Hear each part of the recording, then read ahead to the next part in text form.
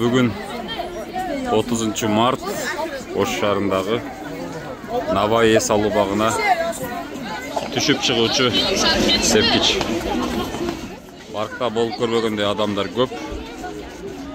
Айт майрамын жогорку деңгээлде майрамдап атат. Келген адам, кирген адам, чыккан адам ага эле көп. Поездер. Бул жанагы Санжыра эс алуу багы. Burada фонтан болуп турган жер, кийин ижарага берилип, жеке ишкерлер иштечет азыр. Бул жердин өзүндө да адам көп.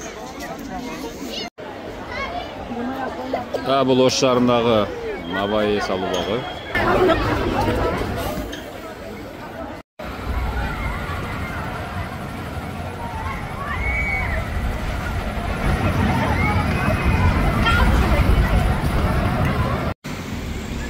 Ошондой эле Сулайман тоодо дагы эс алуучулар аябай көп. Көрүп турганыңыздардай, муну тепкичтердеги чыгып бараткан, түшүп бараткан адамдардын санынан эле байкасак болот да. Ушундай чыгып туруп, эң үстүнө быжырап жүрүшөт баары. Мынакей.